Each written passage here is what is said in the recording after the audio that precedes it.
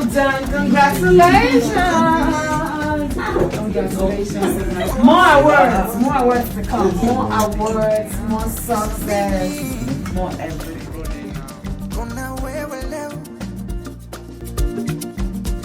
Huyo ni msanii Juma Jux baada ya kushinda tuzo ya Afrima kama msanii bora wa Afrika Mashariki. Na hapa nipo hapa kueleza tu kwa sababu gani hajachukua tuzo hii Diamond Platinum au Rayvanny au Harmonize au Abby Chams, kwa sababu Abby Chams naye alikuwa nominated katika tuzo hizi. Hawaangalii tu umaarufu wa Jux, wangeangalia tu umaarufu na labda international collabo, international shows, hapa angechukua Diamond Platinum. Lakini wameangalia utofauti wa muziki, yani namba moja, utofauti wa muziki wako. Kama Diamond Platinum actually anajulikana most anaimba Afro sound ya Nigeria au amapiano ya South Africa, so most huwa anageza kwa wengine.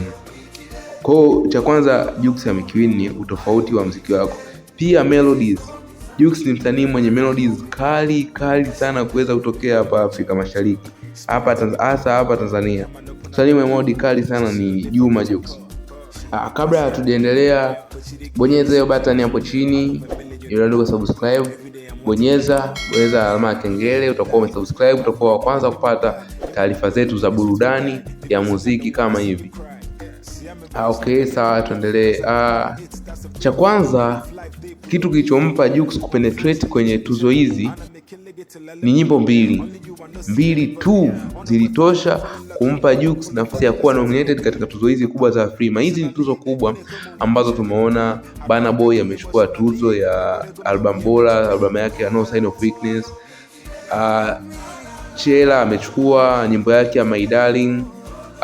Shali Popi amechukua nyimbo yake ya Laho ambayo alimshirikisha Burna Boy. So hizi ni tuzo kubwa sana Afrika, na nyimbo zilizomfanya Jux akawa nominated katika tuzo hizi, yani zikamfanya Jux aingie katika vinyang'anyiro vya kugombea vya kuwania tuzo, ni nyimbo mbili tu, ambayo ya kwanza ni God Design ambayo ameimba na Final wa Nigeria, na ya pili ni Olorufemi ambayo alimshirikisha Diamond Platinum. Hizo ndio nyimbo ambazo zilimpa Jux kupenetrate hadi kwenye tuzo za Afrima.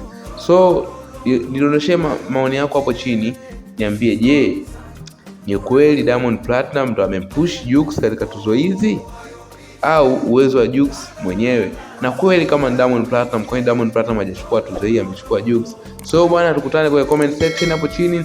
Usisahau kulike, kusubscribe na kufollow, uwe wa kwanza kupata taarifa zetu